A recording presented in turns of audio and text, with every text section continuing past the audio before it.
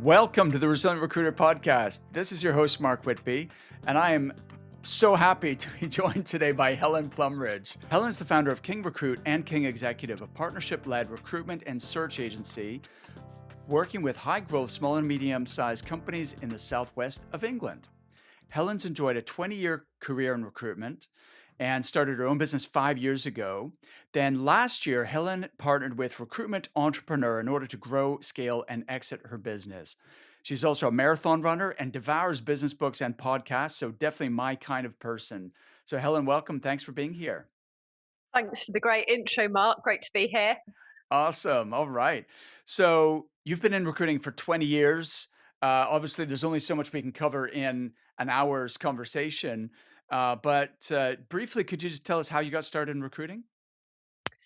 Yeah, it was the classic fall into recruitment. I'd moved back to the southwest, and I was walking up and down the high street one day. Went into a couple of recruitment companies. Went into Blue Arrow, and it was a choice between going into a bank to temp or coming into Blue Arrow to do some admin temping, which I did, and I just absolutely loved it from day one. And within 6 weeks, they offered me. Well, the permanent consultant left and they offered me the position. And I got thrown at the desk, in true sort of fashion. I got thrown at the desk to just kind of make it up as I go along. So Absolutely. Thrown in at the deep end. Fantastic. absolutely, yeah.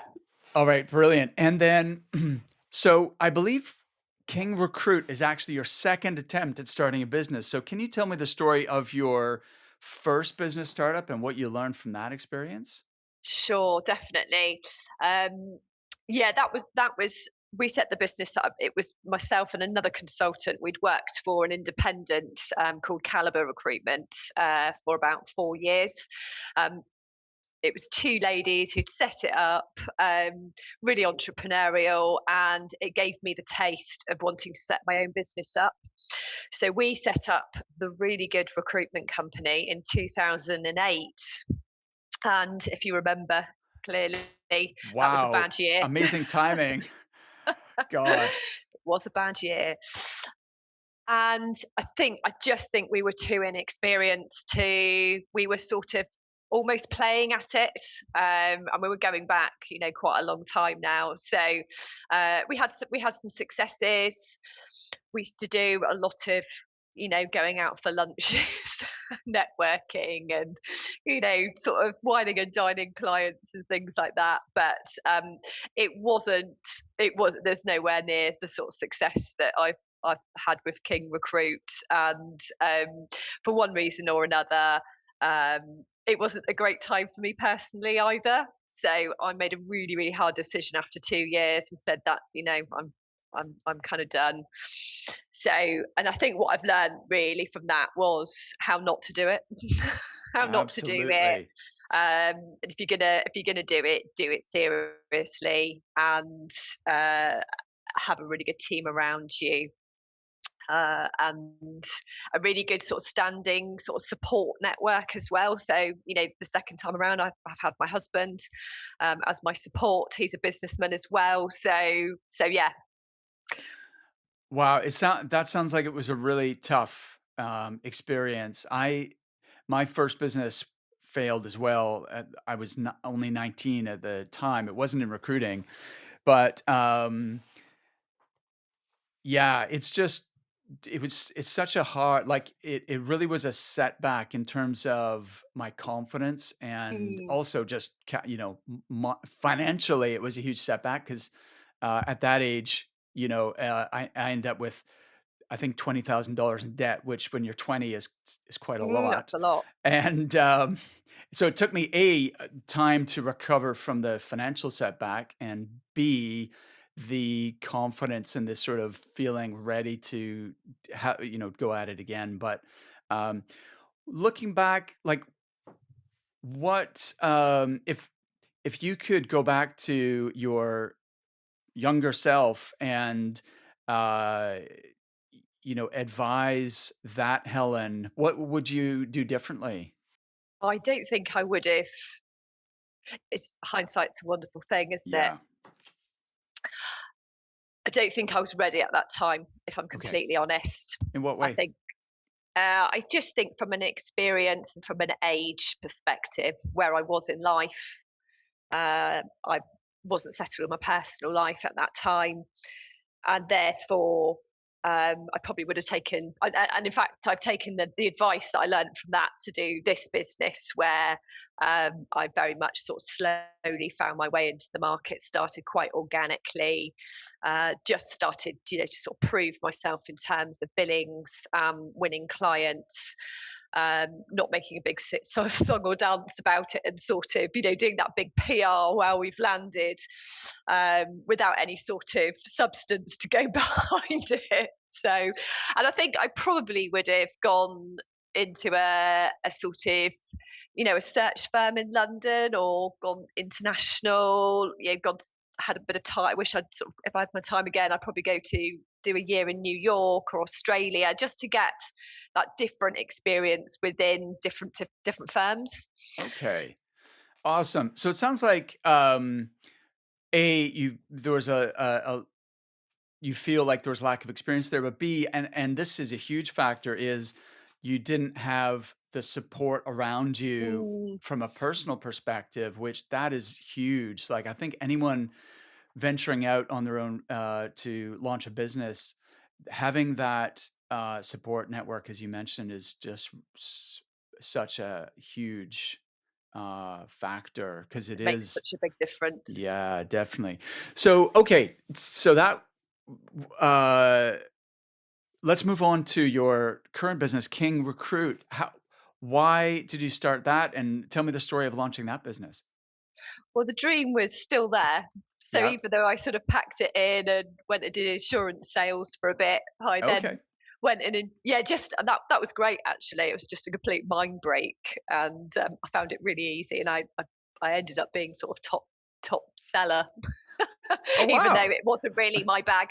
Yeah, but then That's my hilarious. yeah, my I mentioned Caliber Recruitment before, but that was sold to Select Appointments, which was then sold to Randstad. So my old boss actually said, "Oh, do you want to come back into recruitment and work for Randstad?" Ah. So that was great. That was a good couple of years. But then I got married, had a couple of kids, and I actually moved away from that love of recruitment for a bit. Hmm. Randstad actually knocked that out of me. The sort of corporate, the KPIs, the inflexibility. It was everything really didn't like about hiring, and I just love, giving our consultants now freedom to do it their way. Um, so yeah, I had a bit of a break. I did an online shop for my husband's business. He's a hairdresser, and one day a friend said to me, we're really trying to find a couple of people within our finance team, and finding it really hard." And I said, "Well, maybe I can help." And I ended up sort of charging them a couple of sort of nominal fees, and it was actually my husband and my father-in-law who said, "Oh, that was really easy money. You're obviously really good at that. How did you just, do that?" And yeah, just a few more conversations. And my father-in-law, who's passed now, sort of looked up at me one day and he said, "That, that recruitment thing you do," he said, that's what you should do. That's your expertise." I mean, he's passed now, but and obviously the seed was sown. I obviously wanted to do it anyway, and I've always dreamed of growing and scaling a really successful business in the southwest. I wanted to do it my way. I wanted to give people the opportunity to do it their way as well.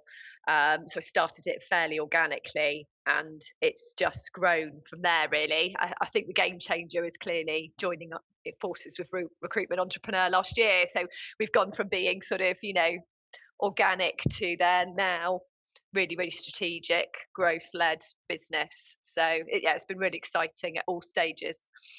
I love that. What a great story. And especially the fact that you fell out of love with recruitment for a while. Yes, I'm I sure certainly anyone did. who's been in this for a while has had, you know, certainly their ups and downs. This can be the best business in the world and it can be the worst depending on, Hmm. so many factors and what's going on. So, but then you came back to it. So that's amazing.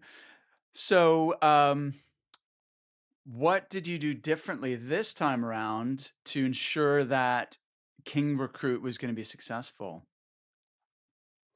I took it at my pace. I had a young family, and I did just focus on what I really wanted to do, which was senior and executive recruitment. Um, I also had a really good knowledge this time of sort of, I know this sounds really sort of a small factor, but sort of I did some bookkeeping for my husband's business. So I felt that I had that also that control on that side, and I'd set his website up, so I felt really confident this time in terms of doing all those aspects of setting a business up. And in fact, I found that quite easy. Um, and yeah, I basically didn't want to make the same mistakes. I knew that I had to, drive the revenue. I was in more of a comfortable position, Mark, because hubby's got his own business and he was supporting that initial period, so that made a huge difference in the first 3 to 6 months. And then I'm a big believer in sort of dreaming big, so I actually was started to look at going after quite a big client that I could win all their business and partner with them. And actually, there was a company that came along that I happened to speak to the MD one day. And he said, "Well, actually, do you want to come and pitch for all of our business? We're private equity backed, and we're going to grow and scale at pace. So come and pitch to us." So that's little of me, with no team, just sitting in a little room in my home office, in slash toy room, and went and sat down with him. Such a nice guy, such a inspirational. Now he's chairman, and he said, yeah. Come and present to the board. Come and sit around the table. We are going to grow exponentially. We're going to have anywhere between sort of 7 and 15 positions a month across the whole of the business. They're a holiday cottage business. So come and pitch. And then I think it was just on my 40th birthday that they then we signed on the dotted line. And since then, it's been one of our biggest success stories. We've helped them grow and placed over 220 people with them, and that's allowed us to grow as well. So from sort of something quite small, I got an office, took on a new member of staff, and then started growing the team, and then passed that on to someone else, and then was able to go out and go for it in the market in terms of other clients. So I really see that as a game changing moment, because it was a real foundation for the business, and it's a great case study as well. And we still work with them now. So Love that story. Let's dive into that a little more because, well, it was a great 40th birthday present. That's it cool. was, apart from And everything else. Yeah. could you just break down in a little more detail how you won that account? Because you made it sound almost like, you met this MD and you Mm, got on well and so on. But like, could you, if we analyze it further, how did you, number one, get into contact with that MD? And then number two, being such a small business, how did you end up winning that large account? mm. I I've always been that sort of, candidate is king, hence king recruit. So I really just focused on great candidates to start off with, and I just saw that this company was recruiting, quite a number of positions, kept seeing them, and yeah, effectively introduced a quite a high level commercial director to the MD. And as it turned out, I mean, he was quite interested to interview her, but as it turned out, she'd just got another position, sort of typical. And then I just went back to him and said, I mean, it seems to me that you're doing quite a big growth journey here. Would it be worth us meeting? And he just said, yeah, come and see me. So that was great, very exciting. And Can I just pause on that for a second yeah. to reflect? Because, first of all, we call that MPC marketing. I don't know what you call it, where you have a most placeable candidate, someone who's a door opening candidate who's really, really Mm, strong that you represent speculatively to one or more target companies. mm, And you don't. oft you don't necessarily end up placing that original person, but it opens the door and Mm, gets you it shows the quality of the people that that you work with, the candidates you represent, and starts the conversation, which then leads to other things. So it sounds like that worked brilliantly in this case. Is that something you do a lot of or it's my main winning method Oh, of, okay. most of the clients I win, me Fantastic. personally, that is my door opener. I'm a bit of a wordsmith.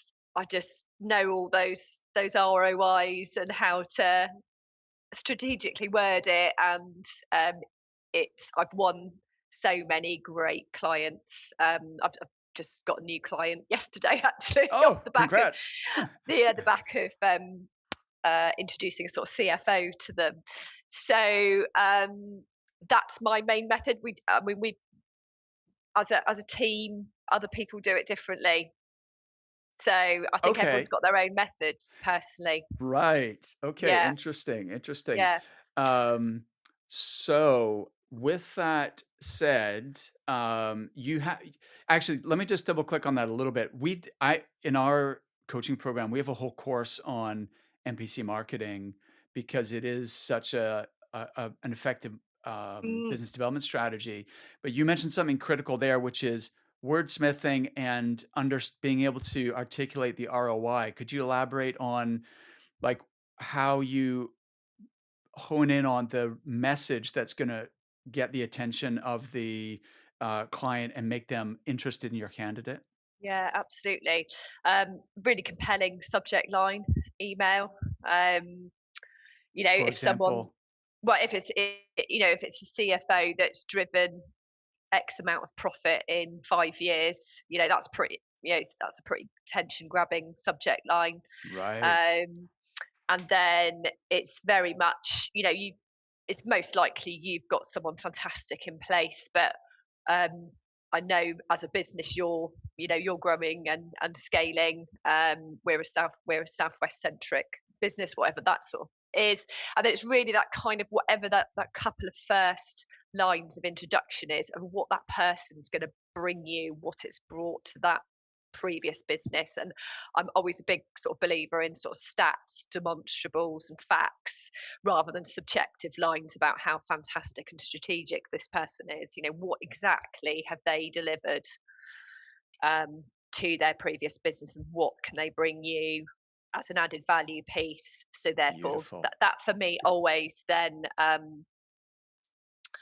justifies whatever that salary is. So, beautiful. and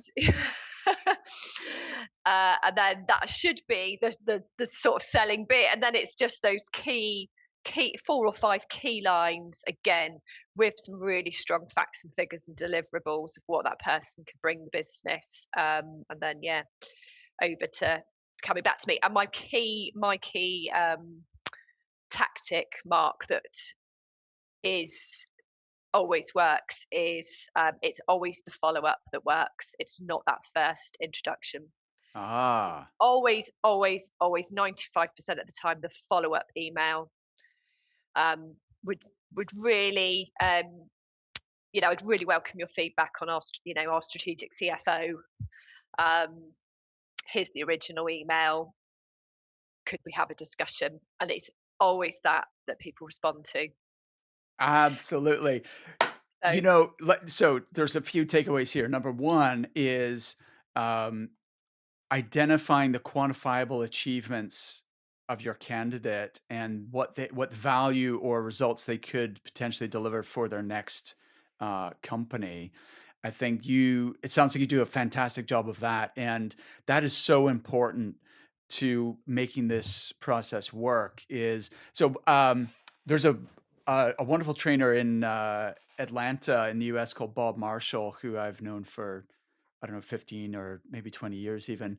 And he teaches a formula which is called FAB, which stands for Feature Accomplishment Benefits. So the format of your NPC email, like feature, this is you know, CFO with 18 years experience with fast growing companies. And then accomplishment. in their most recent assignment, they were able mm, to mm, increase profit by 302%, which led to a mm, successful sale worth X amount, right? The accomplishment. mm, And then the benefit, what that means to you is potentially they could come in and achieve this, this, this, and this for you. And so I just love how you do that. But what's cool is you use the accomplishment in the subject line, it sounds mm, like, mm, which I think that is a key takeaway because subject lines are really important, even whether the email gets opened or read. Because, mm. if you receive an email from someone you don't know, the default is delete, delete, delete, right?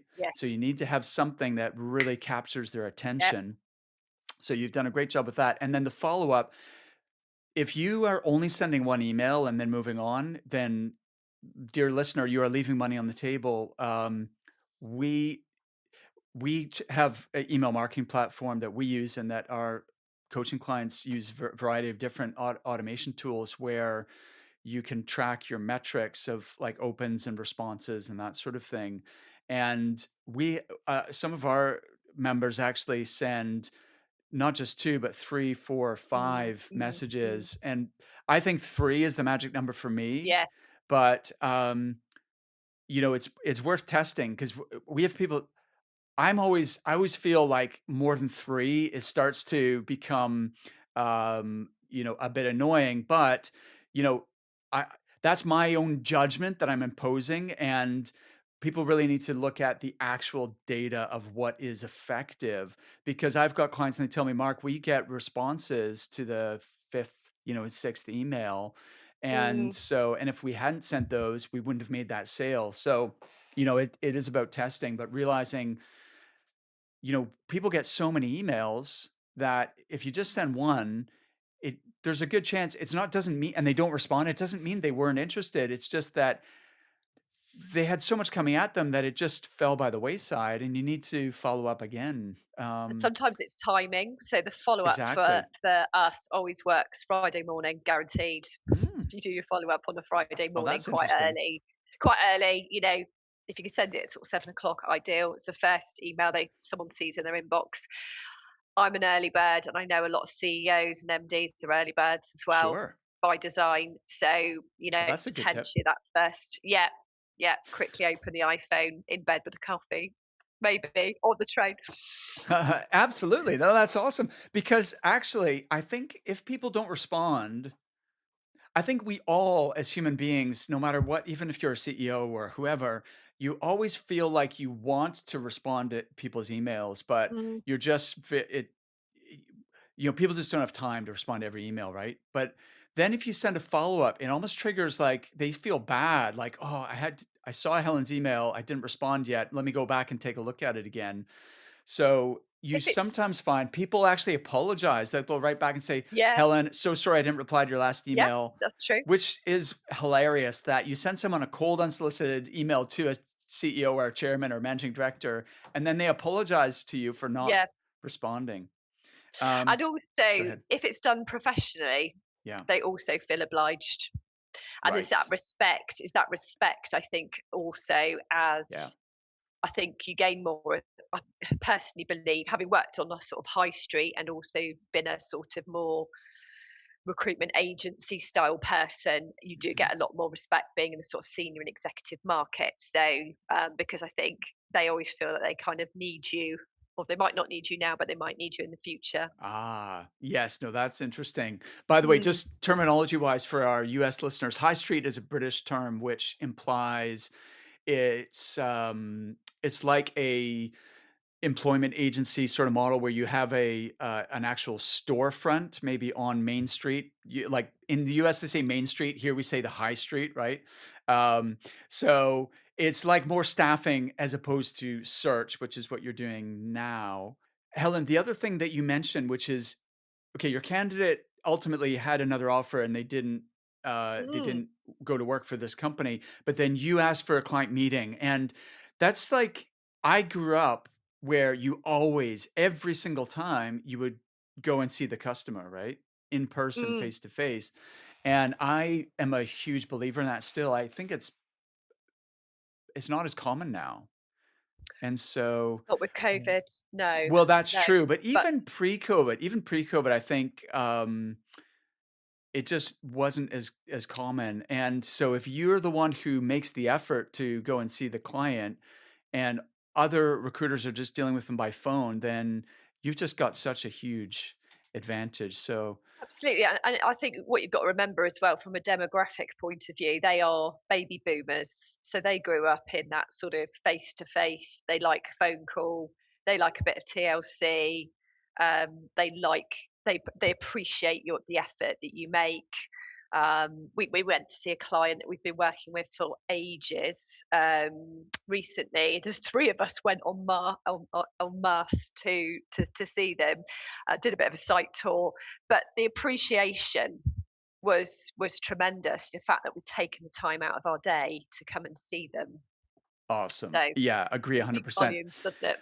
So you went to see this guy, and then what what was the key to, opening that major account and that led to 220 placements? Mm. Do you know what?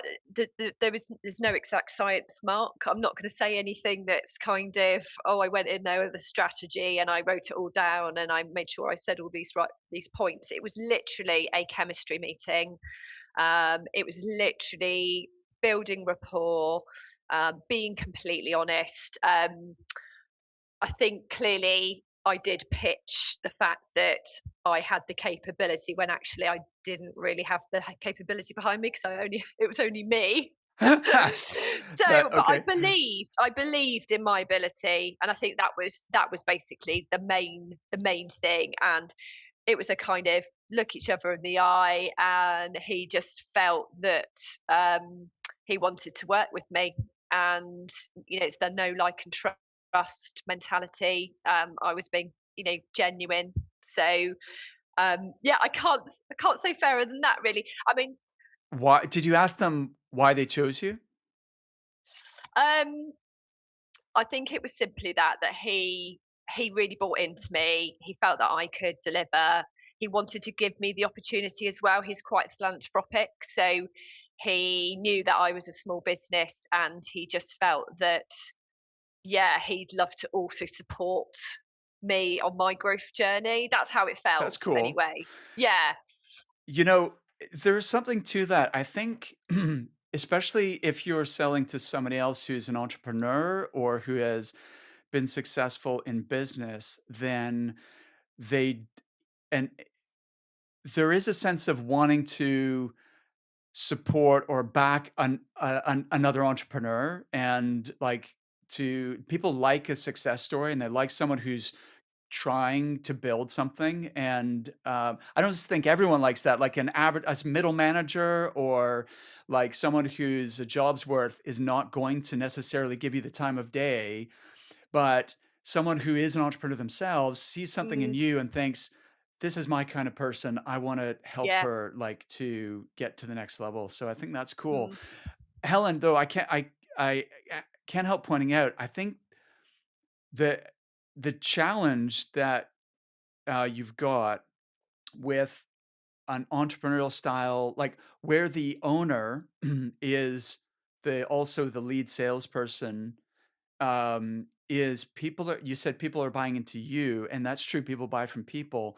But then if you're looking to scale, that's hard to replicate, right? And I think this is one of the barriers to people scaling is the owner is often the one who wins the business, but pretty soon the company outgrows that and you need more people out there winning business for you. And if you if you've initially the success of the business came down to you and your personality, your experience, your network, people buying into you, then that can be difficult to replicate, right?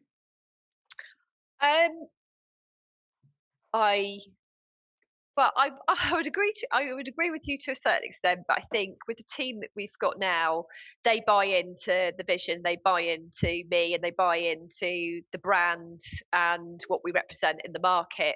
So actually, they have possibly all have a different style of winning business, but actually, they're all, I sort of select people that I feel are like-minded and are very likable, but, as we all do in recruitment. So, so yeah, I wouldn't say I'm the sole business winner in our team. Great. Everyone else is out there winning and capitalizing. But I think that sort of this the reason why this win was so pivotal is because actually it forms the basis of how we work now, and it's very much that sort of partnership. We want to bed in with you and be that kind of true partner to you as a business. And everyone buys into that within the team, and they love working in that way with all of their clients. So that's what we aim for. Love it. Yeah. So you that account enabled you to build your team. How many people have you got now then, Helen? We've got a happy or an even team of 6 at the moment, Okay. and we are, recruiting as well. So we're looking for some people to add to our sort of specialist areas. So we're looking for someone else to join the sort of tech team, someone on the sort of finance side to take over from what I do on that side, and then someone on our sort of digital team as well. And I think being in the Southwest region, I think it even more so now, it can be quite a compelling sell to come and relocate to the Southwest. Yeah, So, absolutely. Beautiful. one of our target sort of consultant markets is London, and Bristol. Um, and I think if they've got any affinity or they've been on holiday in the Southwest, the attraction is quite high. Totally. Yeah, so, So is it an office-based culture or do people work from home or what's so that set up? yeah, we're hybrid. It works Yeah. really well for everyone. 3 days in, 2 days working from home. Okay. I'm a sort of very much in everyday type of person, but Yes. yes, the others like that balance, which I think a lot of people do Yes. now post COVID. So Absolutely. yeah. All right. So 6 right now, but with you're expanding and hiring more people.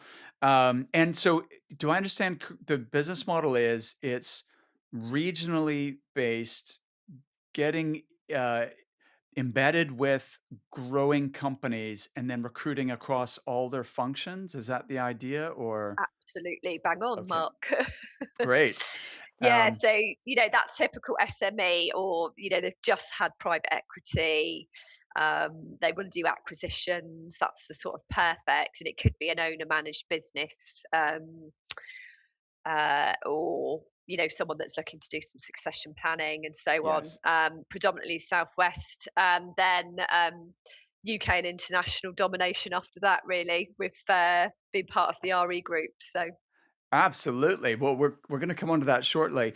What's the model like? Are you is it like an RPO? Are they paying a monthly retainer, or how does it actually work with those customers that you're creating that partnership with? it's mainly built on exclusivity, Okay. and trust to a certain extent, and I think you can do that with SMEs. We're not. It's not a corporate landscape down here. Um, you've got PSLs in bigger companies, but that's not our target market. So I think you've just got the opportunity to really bed in with senior leadership team. As I said, owner managed business, and provide them that rounded support. Awesome. All right, interesting. Mm. So I'm going to introduce you to a lady who's been on the podcast before called Lisa Dixon, who's based in London, and she specializes in helping um, growing recruitment businesses to package their service offerings and have like an Mm. RPO model Interesting. where they can more formalize that relationship with. Mm. It sounds like you're delivering that style of service anyway, so it just I guess protects you a little bit, and rather than just being based on trust, it's more there's deliverables and there's SLA and all that kind of stuff.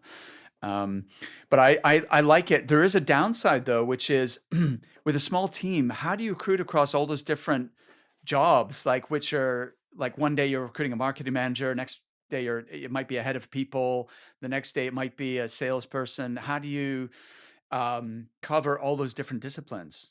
Everyone has their specialist division. Okay. So yeah, we've got someone who heads up the tech division, um, and then finance, sales, marketing, HR, and then we've got the executive team. And therefore, it does feel that we've got mini specialisms Got it. within our capability. That makes sense. Yeah, yeah. So it Cool. doesn't feel like a catch-all kind of scenario, really. Awesome. No, that I think is the perfect solution in that case. So tell me about how you got connected to Recruitment Entrepreneur. As many people have done over the years, always followed the James Caan story, Yeah, read the autobiography, was very aware of Recruitment Entrepreneur in the market, have been following them. And during COVID, during lockdown, when I'd furloughed my team, I sort of sat there one day and thought, what do I want to do? Do I still want to do this business? Um, and the answer was a resounding yes. And if I was going to come out all guns blazing from COVID, I wanted to grow, scale, and exit, which was my dream. So I had that sort of time out kind of perspective, which a lot of people did, and started to then hire out of COVID, and then approached RE. I think it was the October or the November of 2020. I just started the conversation really. So, and then it went from fantastic. there. Yeah. Amazing. And what made you decide to go to joint venture with them and rather than just continue because it sounds like you were having some success and you know you could have just continued to grow organically and do it on your own. Um what was the decision to join join forces with Recruitment Entrepreneur? Lots of reasons, really, Mark. But I think the sort of key is, I think if you want to stay as a boutique, if you're a boutique recruitment company with um, aspirations, I think you can go through all those pitfalls along the way, and then perhaps turn around in sort of 6 or 7 years and think, oh, I've still got the aspiration and the pipe dream, but I've not quite done it, and I'm not getting any younger. So I'm in my mid 40s, really ambitious, and I just felt that I needed the expertise and I needed that kind of professionalism. Again, support is a resounding word to help me grow, scale, and go on that journey. And I didn't want to make those mistakes. I didn't want to turn around in my early 50s and say, oh, I've added a few people, I've lost a few people, oh, I'm still not there. I just wanted to shortcut it, basically. Absolutely. Makes um, total sense. and S- to work with a phenomenal group of people, might I add. Yeah, it's a great team. I know several of the folks over there. So Mm, obviously, interviewed James a couple of times on the show. Not mm, met in person yet, but I met Abid in person when they were up in mm. Scotland for one of their recruitment entrepreneur conference. Did you go to that one? Were you at? I did, but I didn't see you there for some reason. No. Well, I came on. You guys had been doing the meeting all day, and I just came at the end and met up with Abid and Doug Bugey, Yeah, and had Doug, a yeah, great guy. he's a So great guy. yeah, yeah. So Doug Abbott, I've met in person, and Tom, your head of Beckinshaw. marketing, yep, Yeah. and a few other people. It does seem like a really fantastic support team that you've got around you. So what's happened since then in terms of the business? We doubled our turnover last year. Wow. We're going to Okay. double it again this year, and we're on this high growth journey now. So we're paving the way for adding more people. Obviously gaining more business, but also I don't think I would have looked at going outside the southwest.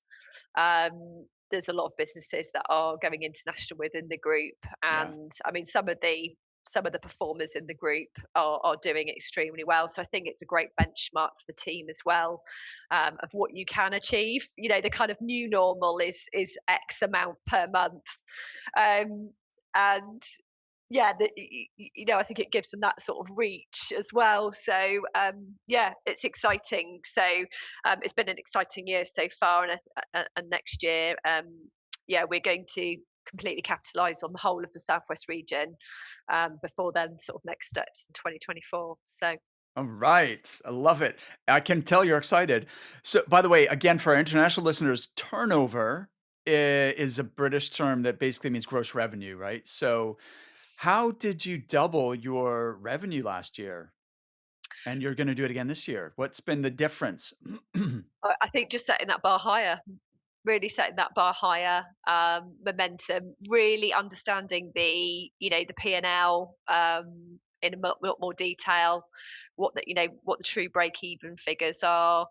Um, as I just mentioned, that kind of that higher performance, performance per head, looking at that. So just being much more sort of strategic and, kind of, I guess, number driven, but real time data rather than kind of,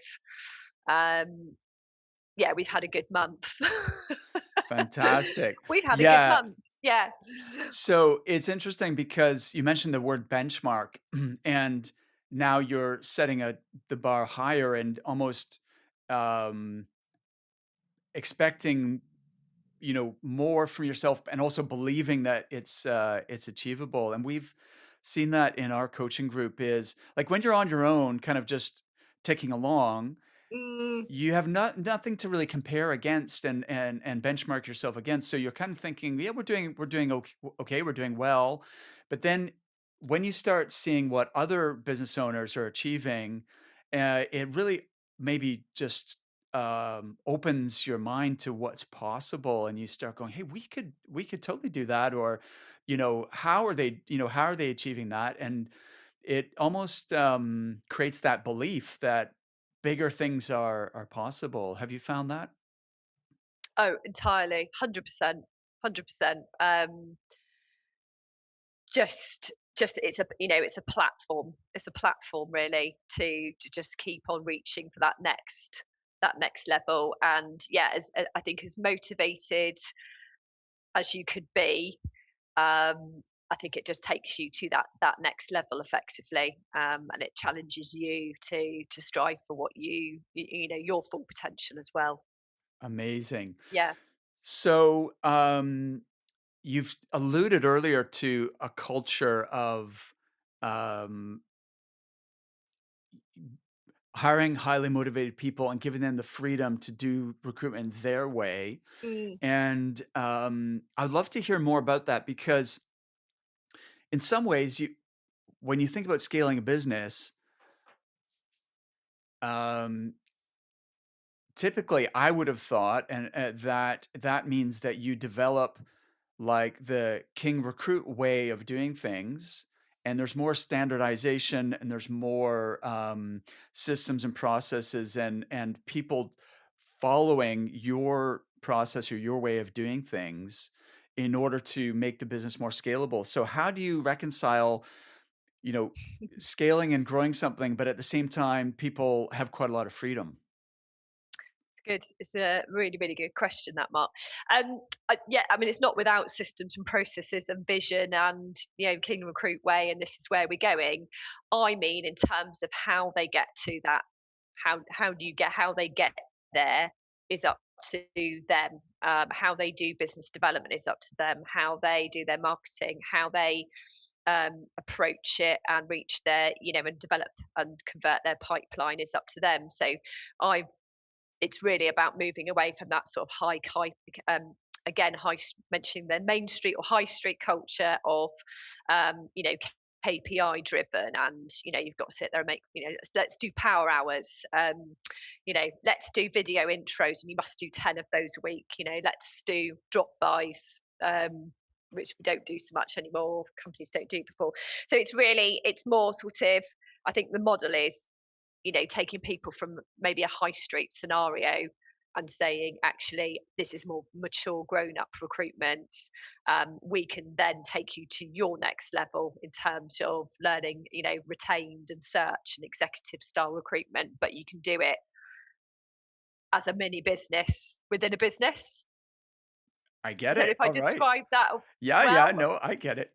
So, but does that mean you're hiring experienced consultants or That's my bec preference. Yeah, okay, interesting. definitely. Say more Yeah. about that. Why is that your preference?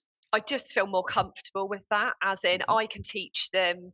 It's really, I think it's really, basing it on my journey, I've made Mhm. myself into a more search and executive focused, strategic recruiter, and I came from the high street.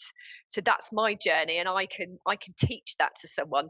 I'm not so good at being able to get someone from a raw graduate type or someone inexperienced and try and teach them everything about recruitment. And I've learned that along the way. I've tried to do that, and it's just not me. I like the maturity. I like people to be able to have, yeah, the freedom and to do it their way and be quite a macro leader, really. Interesting. So Yeah. that can be a great for small but fast growing recruitment companies.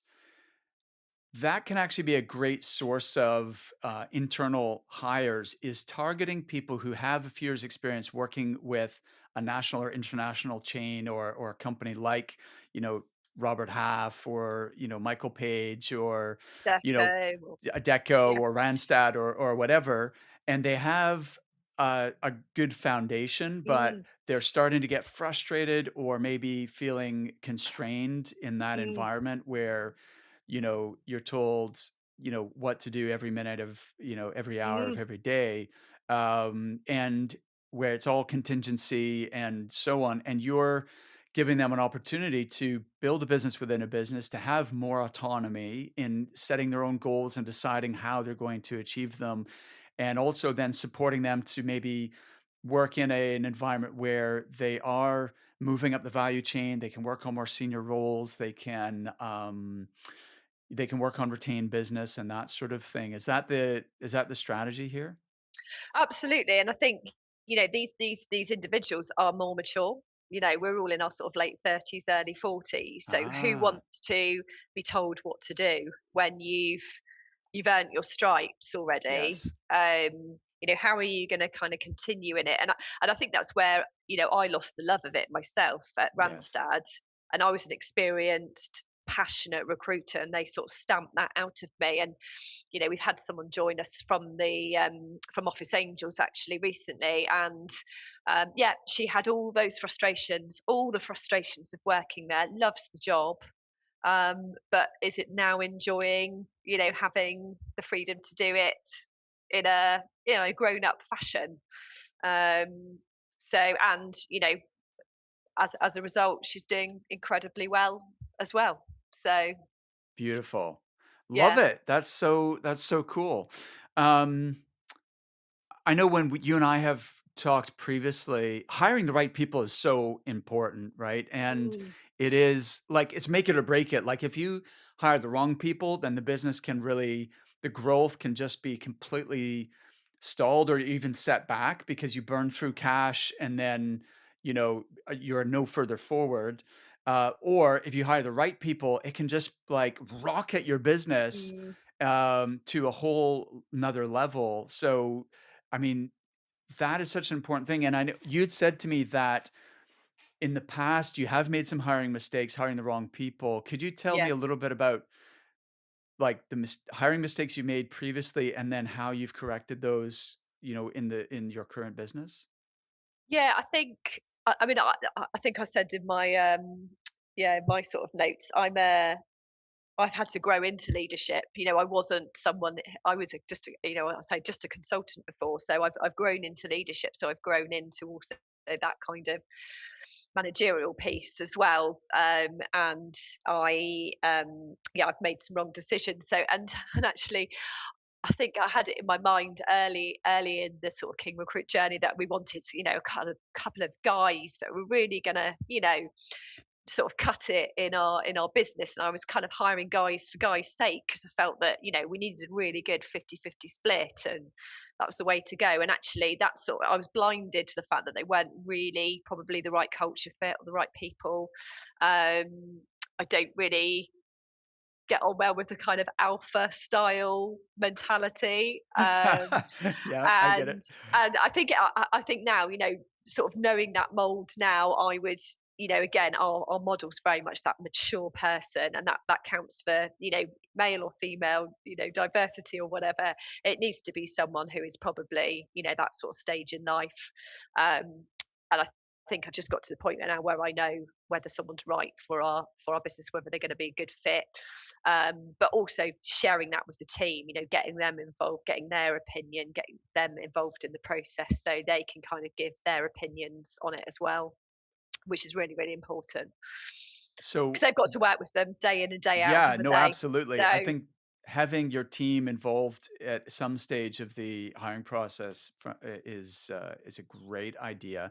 Could you elaborate on like your internal hiring and like process, how you attract people and then how you vet them to make sure they are going to be right for you?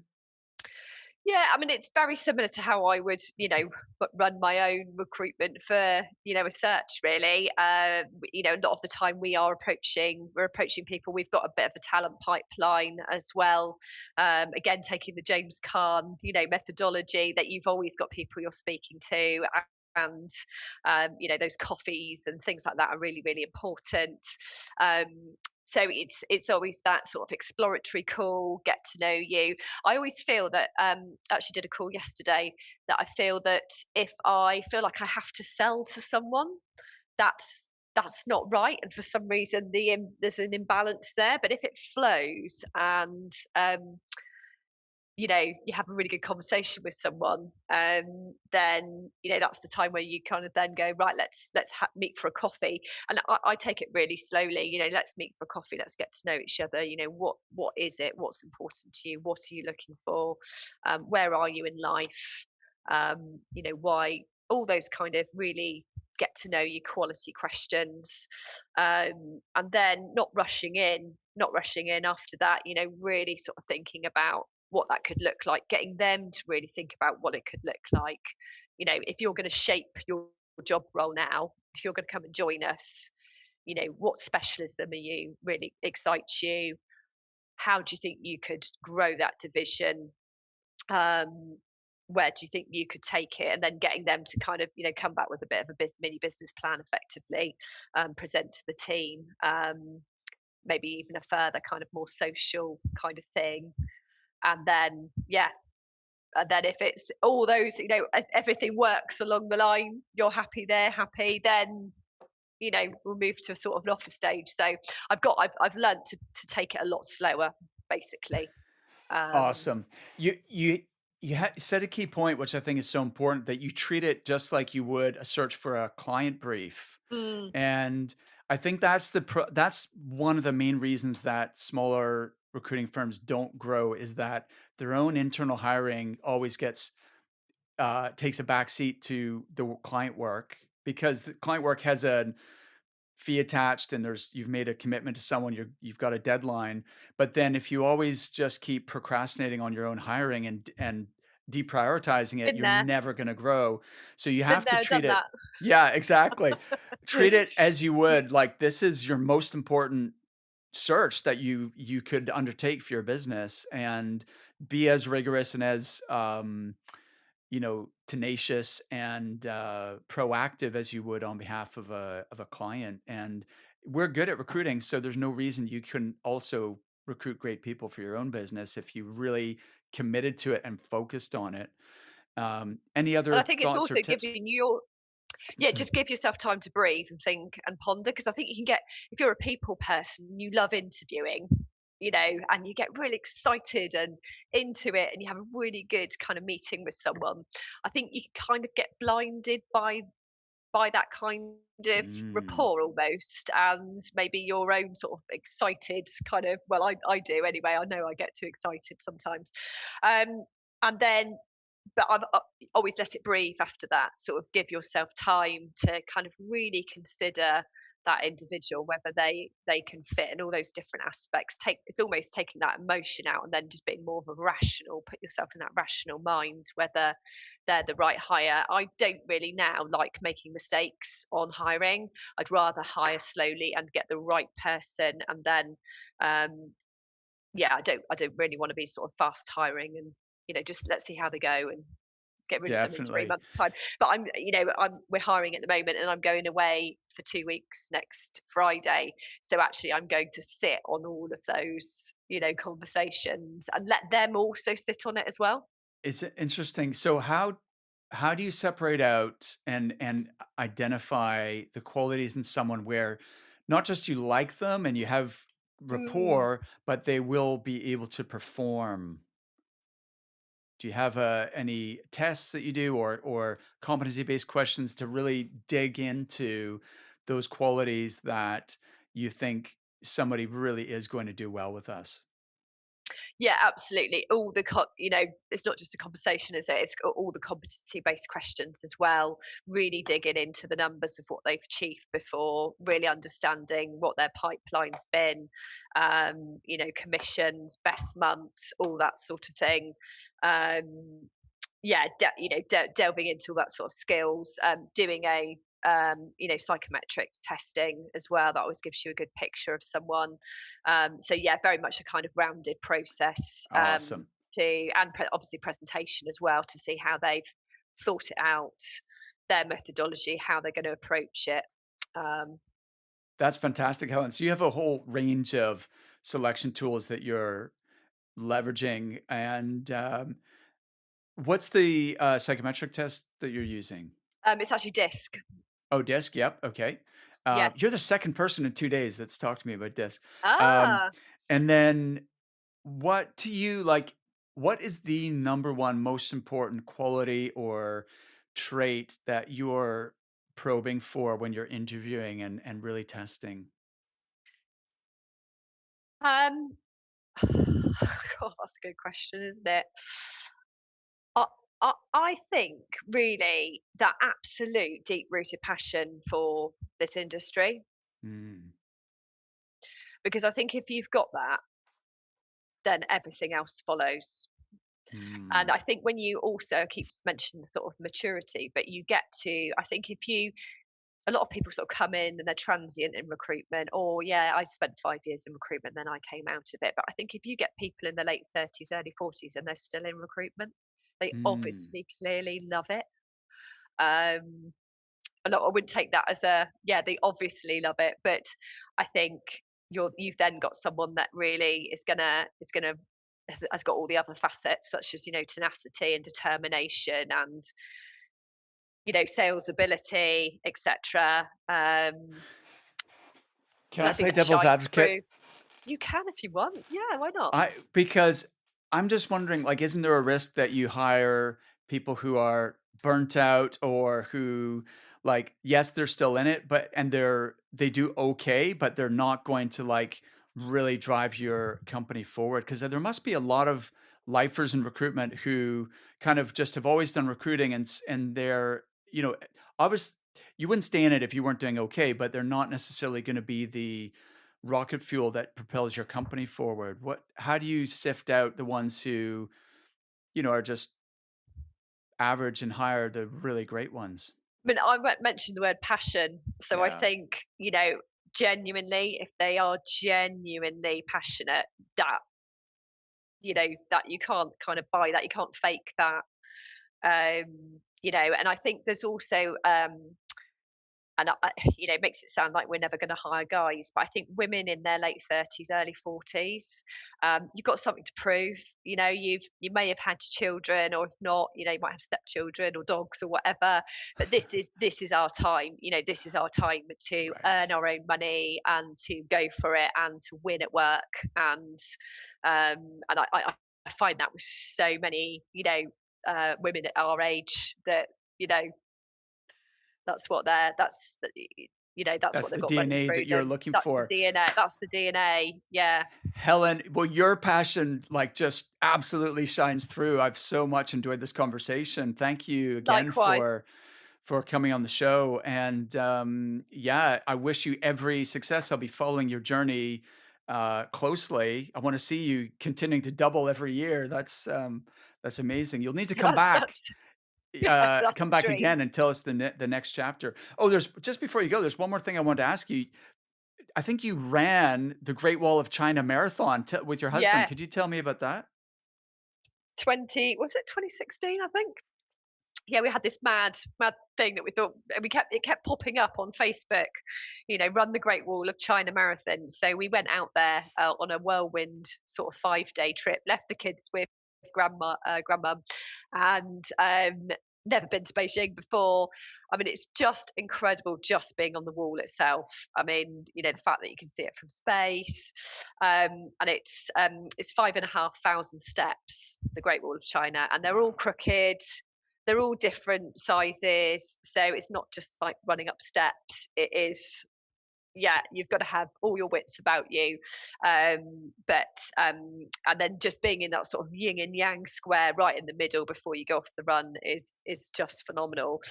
We actually had there was a load of Kiwis over who were doing the sort of fun run part, and they did the hacker at the Oh, start wow. of the That would be whole, yeah, cool. to signal the run going off. So you were just in yes, come on mode. It took about 6 hours. It was quite long because it's just so, the navigation on the wall. But and I think about seven people from 70 different countries took part as well, which Wow. again was just a sight to see. So yeah, but we did it. We did it. So it was more about it was as it often is. It's all about the journey, isn't it? So we went on some really incredible training runs together. So as a wife and husband duo, it was yeah, it was quite a journey as well. So Wow. What an yeah, incredible experience. I'm super impressed with that. That sounds amazing, Helen.